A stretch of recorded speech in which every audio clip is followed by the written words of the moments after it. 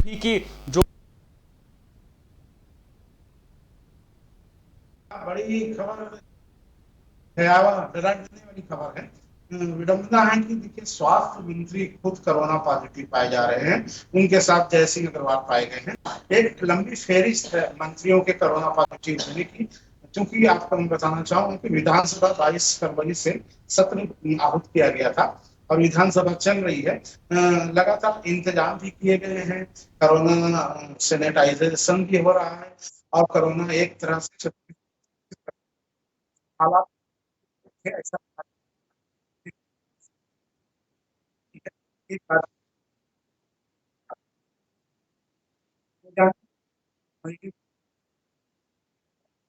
खास इसको बेहतर आ सकता की चिंता, सरकार की चिंता जरूर बढ़ गई, लेकिन मुझे अब एक बयान याद आ रहा है। जब पहले कोरोना के मामले लगातार इजाफा देखने को मिल रहा था दूसरे राज्यों में, उस वक्त छत्तीसगढ़ सरकार ये दावा कर रही थी, भूपेश बघेल सरकार ये दावा कर रही थी कि राहुल गांधी ने उन्हें पहले से चिता दिया था। उसके बाद जो है वहां पर पूरी तरह जा रहा था कि छत्तीसगढ़ ने सबसे पहले कोरोना पर काबू पा लिया है। इस तरह की बातें भी निकलकर सामने आई थी उस वक्त तो। जी। बिल्कुल सही कहा आपने, लेकिन हकीकत ठीक इसके उलट थी। दरअसल हम्म। उस वक्त कोरोना जो जांच होती है हम्म। उसकी रफ्तार काफी धीमी थी। इस वजह से जो हम्म। भूपेश बघेल ये कह रहे थे कि छत्तीसगढ़ में कोरोना की रफ्तार रुकी हुई है। राजीव गांधी ने राहुल सॉरी माफ कीजिएगा, राहुल गांधी ने पहले से ही चेता दिया था। ऐसा कुछ नहीं था, सिर्फ एक मौका था राज्य सरकार के पास उसको हम्म। भुनाया। जो हम्म। थी कोरोना के टेस्टिंग कमी हो रही थी, इसलिए हम्म। कोरोना के मरीजों में इजाफा नहीं मिल रहा। पहला जो मामला आया था वो आपको मैं बता दूं कि हम्म। 24 मार्च 2020 को पहला मामला आया था। उसके बाद से 10 और 100 के अंदर थे तकरीबन 6 महीने हाँ। कोरोना थी। लेकिन हम्म। अचानक से हालात बिगड़े हैं तो फिर 1000, फिर 2000, फिर 3000 इस तरह से कोरोना के मरीज छत्तीसगढ़ में अच्छा, बढ़ने। मुझे मुझे वो दौर याद आ रहा है, मुझे वो दौर याद आ रहा है। दरअसल जब केंद्र में बीजेपी की सरकार थी, उसके अलावा जहां पर गैर बीजेपी शासित राज्य थे, वो लगातार एक तरह का आरोप केंद्र सरकार पर लगा रहे थे कि जब कोरोना चरम पर था तो उस दौरान आरोप ये लगाया जा रहा था कि जो सरकार है, केंद्र सरकार है, वो मदद नहीं कर रही है राज्यों की। जहां पर बीजेपी की सरकार है, केवल उनको ही मदद पहुंचाई जा रही है। भेदभाव के आरोप केंद्र सरकार पर लग रहे थे। तो अभी अगर मैं छत्तीसगढ़ की बात करूं, क्या केंद्र सरकार की तरफ से छत्तीसगढ़ सरकार को पूरी तरह से मदद मिल पा रही है वहां पर? जी, ये कहा जा सकता है कि केंद्र सरकार किसी तरह का भेदभाव नहीं कर रही है। हाँ, अलबत्ता भूपेश बघेल जो मुख्यमंत्री है उन्होंने कोविड कोविड वैक्सीन वैक्सीन को लेकर अपना बयान दिया था कि ये छत्तीसगढ़ के लोगों को कोविड वैक्सीन नहीं लगाई जाएगी, क्योंकि अभी किसी भी बीजेपी के मंत्री और प्रधानमंत्री ने वैक्सीन नहीं लगाई है, इसीलिए अभी लगाई जाएगी। लेकिन प्रधानमंत्री नरेंद्र मोदी के वैक्सीन लगवाने के बाद से यहाँ पर भी लोगों में जागरूकता आई है और लोग बड़ी तेजी वैक्सीन लगवा रहे हैं। कहीं कहीं सियासत जब अच्छा, आ जाती है। प्रधानमंत्री नरेंद्र मोदी ने वैक्सीन लगाई तो फिर अब राजनेताओं को लग रहा है, क्या राजनेताओं, छत्तीसगढ़ के राजनेताओं को भी लग रहा है अब कि वैक्सीन पूरी तरह से सुरक्षित है? क्योंकि जब वैक्सीनेशन को लेकर के सियासत होती है ना, जब कोरोना के मुद्दे को लेकर के सियासत होती है ना, तो कई तरह के सवाल खड़े होते हैं। क्योंकि उम्मीद यह की जाती है कि जब इस तरह की महामारी देश में हो तो सत्ता पक्ष हो या फिर विपक्ष हो, सारे साथ में चलकर काम करें, साथ में मिलकर काम करें। लेकिन जब राजनीति होती है तो कहीं ना कहीं दुख जरूर पहुंचता है।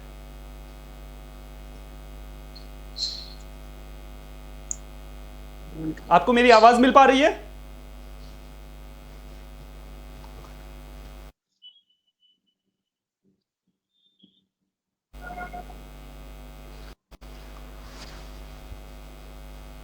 तो हमारा संपर्क जो है उनसे टूट गया है, हमारे संवाददाता से हमारा संपर्क टूट गया है, जिसकी वजह से जो जानकारी है वो हम आप तक पूरी तरह से नहीं पहुंचा पाए। लेकिन आपको बता दें कि छत्तीसगढ़ में भी कोरोना वैक्सीनेशन अभियान अब तेज गति से चल रहा है। लेकिन यहां पर दुखद खबर यह निकलकर सामने आ रही है कि छत्तीसगढ़ के 2 मंत्री कोरोना पॉजिटिव पाए गए हैं। आपको बता दें कि राजस्व मंत्री और खुद स्वास्थ्य मंत्री कोरोना पॉजिटिव पाए गए हैं। तो कहीं ना कहीं अब सरकार की जिम्मेदारी बनती है कि जो कोरोना वैक्सीनेशन अभियान चल रहा है वो तेज गति से आगे बढ़े, क्योंकि अब जिस तरह से देश भर में मामले सामने आ रहे हैं वो चिंता का विषय बने हुए हैं। क्योंकि लगातार जिन मामलों की तादाद 15,000 से कम हो चुकी थी उनमें अब तेजी देखने को मिल रही है। कह सकते हैं कि एक बार फिर से देश में कोरोना का ग्राफ बढ़ने लगा है। आपको बता दें कि पिछले 24 घंटों की अगर मैं बात करूं तो 18,000 से ज्यादा मामले सामने आए हैं। 97 लोगों की मौत देश भर में हो चुकी है। तो कहीं ना कहीं अब एक बार फिर से कोरोना का ग्राफ बढ़ने लगा है। और आपको बता दूं, कहीं ना कहीं जब लॉकडाउन लगा था उस वक्त पाबंदियां थी, अब जैसे जैसे पाबंदियां कम हुई हैं वैसे वैसे लोगों ने ढिलाई बरतनी भी शुरू कर दी है। तो लोगों की भी जिम्मेदारी बनती है कि जब तक कोरोना महामारी पूरी तरह से खत्म नहीं हो जाती तब तक अपनी जिम्मेदारी को समझें और जो सरकार की गाइडलाइंस हैं उनका पालन ज़रूर करें, उचित दूरी बनाए रखें, साथ ही साथ सोशल डिस्टेंसिंग का ख्याल तो रखें ही, लेकिन मास्क पहनकर ही घरों से बाहर निकलें ताकि आप खुद भी इस बीमारी से बचे रह सकें और दूसरे लोगों को भी इस बीमारी से बचा सकें।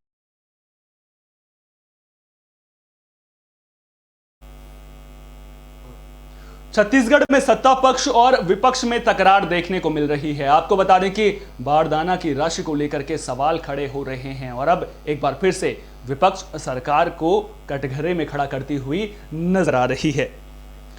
तो छत्तीसगढ़ विधानसभा में एक बार फिर सत्ता पक्ष और विपक्ष में तकरार देखने को मिली है। दरअसल केंद्र द्वारा बारदाने की खरीद के लिए दी गई राशि पर विधायक रजनीश कुमार सिंह ने सवाल उठाए हैं। विधायक ने सवाल उठाते हुए सरकार से यह भी पूछा कि कितनी राशि में बारदाना खरीदा गया है। साथ ही विधायक ने यह भी पूछा कि किसानों के लिए बारदाने का भुगतान कितनी राशि में किया जाएगा। वहीं मामले में मंत्री प्रेमसाय सिंह टेकाम ने जानकारी देते हुए बताया कि 3 लाख गठान बारदाने की मांग की गई थी, जिसमें 1,09,000 गठान बारदाना प्राप्त हुआ है। साथ ही ये भी बताया कि जूट कमीशन से हमने मांग की थी, उसमें बारदाने की दर 29,445 प्रति गठान थी। प्रतिनग 58 रुपये 69 पैसे कीमत है। तो एक बार फिर से बारदाने को लेकर के सियासत होती हुई नजर आ रही है। आपको बता दें कि छत्तीसगढ़ में जो विपक्ष है वो सरकार को घेरता हुआ नजर आ रहा है। लगातार कई सवाल सरकार से पूछे जा रहे हैं। अब देखना दिलचस्प होगा कि विपक्ष के तमाम सवालों को लेकर के सरकार की ओर से क्या कुछ जवाब सामने आते हैं।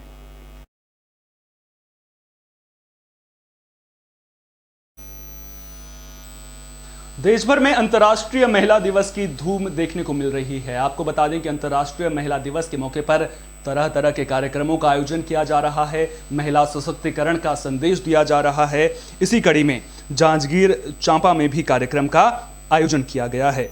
महिलाओं के सम्मान में हर साल 8 मार्च को अंतर्राष्ट्रीय महिला दिवस मनाया जाता है। वहीं देश भर में इस मौके पर कई प्रकार के आयोजन किए गए। साथ ही इस मौके पर केंद्र सरकार और राज्य सरकार ने महिलाओं को कई प्रकार के खास तोहफे भी दिए हैं। कई जगह संरक्षित स्मारकों में महिलाओं के लिए फ्री एंट्री की गई है। वहीं इस मौके पर छत्तीसगढ़ के जांजगीर चांपा में सद्भावना दौड़ का आयोजन किया गया।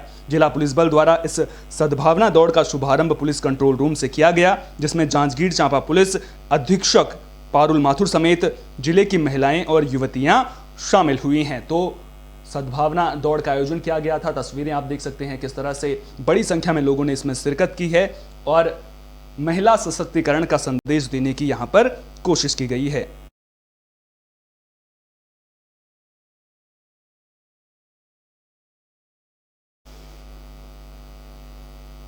छत्तीसगढ़ में निगम प्रबंधन की कार्यशैली को लेकर के सवाल खड़े हो रहे हैं। दरअसल एक पार्षद ने निगम प्रबंधन पर गंभीर आरोप लगाए हैं।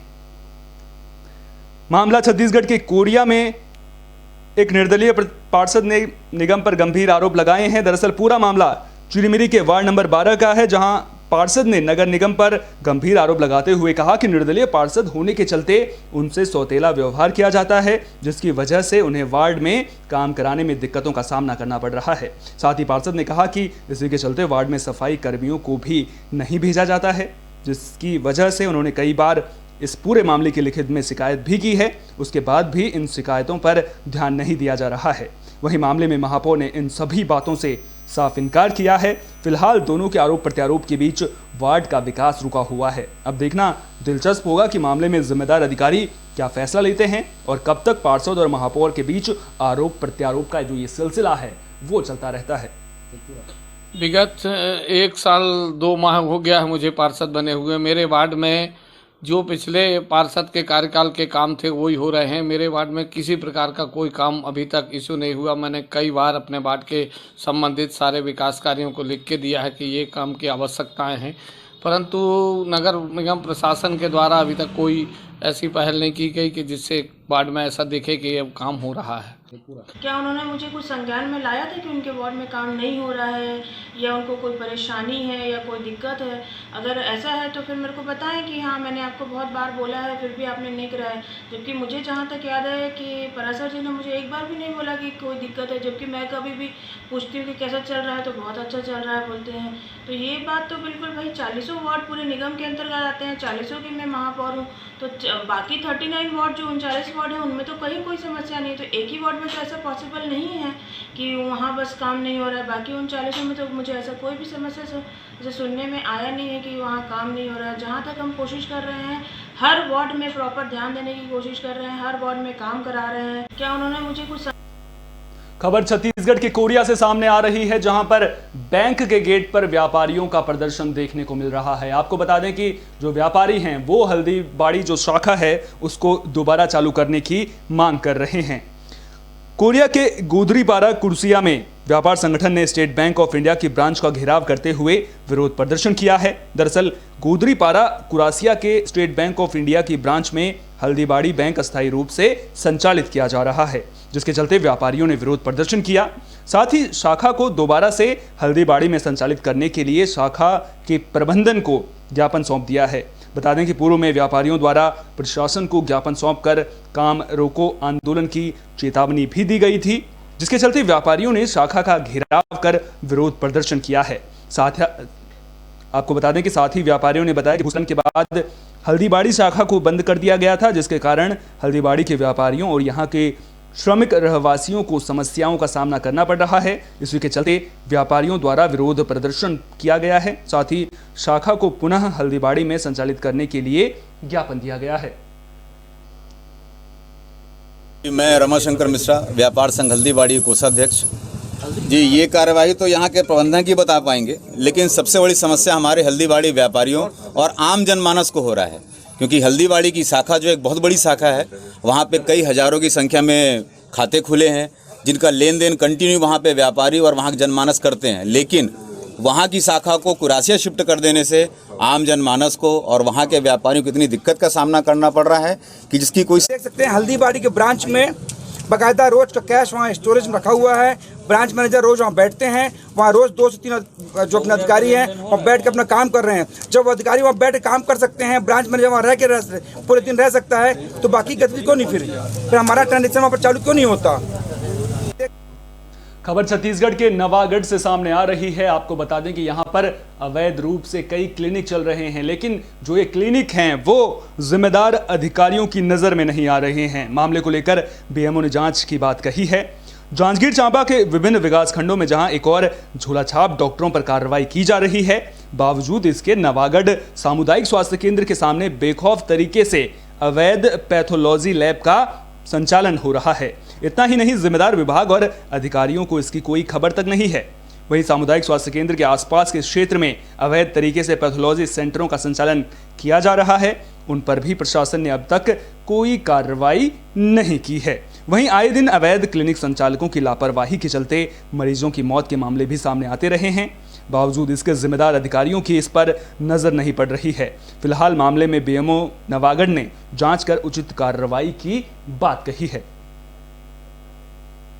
कोई भी अगर अनाधिकृत रूप से चला रहा है जो कि लीगल नहीं है, उसके ऊपर कार्रवाई करेंगे और जल्द से जल्द कार्रवाई की जाएगी। अभी कोई भी कारण हुई हमारी ये जो ह्यूमन रिसोर्सेज है वो कम है, कारण हम उसको ध्यान नहीं दे पा रहे हैं। जल्द से जल्द अभी टीम हमारी बनी हुई है प्रेसिडेंट थाना में, जिसमें और जय साहब और हमारे यहाँ के मैं खुद या फिर हमारा कोई प्रतिनिधि जा करके उनको कार्रवाई जल्द से जल्द करेंगे, जो भी दिशा निर्देश दिए गए हैं सरकार के द्वारा। जब अगर लीगल नहीं होगा तो खबर छत्तीसगढ़ के बैठना से सामने आ रही है, जहां पर 5 लोगों की संदिग्ध मौत का मामला तूल पकड़ता जा रहा है। आपको बता दें कि इस मामले को लेकर के बीजेपी नेता ने दोषियों के खिलाफ कड़ी कार्रवाई की बात कही है। साथ ही साथ पुलिस की कार्यप्रणाली को लेकर के भी सवाल खड़े होने लगे हैं। बीजेपी के वरिष्ठ नेता धर्मलाल कौशिक ने बैठना ग्राम में हुई 5 लोगों की संदिग्ध मौत पर चिंता जाहिर की है। साथ ही कौशिक ने प्रदेश सरकार से इस मामले की उच्च स्तरीय जांच की मांग की है। वहीं घटना को लेकर पीड़ित परिवार के प्रति अपनी संवेदना जताई है। कौशिक ने दोषियों के खिलाफ कड़ी कार्रवाई करने की मांग की है। साथ ही पीड़ित परिवार को सुरक्षा देने के साथ आर्थिक सहायता मुहैया कराने की भी मांग की है। नेता प्रतिपक्ष कौशिक ने कहा कि प्रदेश सरकार इस मामले में जल्द जांच करके ये बताए कि ये आत्महत्या का मामला है या फिर हत्या का मामला है। साथ ही कहा कि अपराधियों तक नहीं पहुंच पाना पुलिस तंत्र की कार्यप्रणाली पर सवाल खड़ा करता है। फिलहाल देखना यह होगा कि पुलिस अब इस पूरे मामले का खुलासा कब तक करती है।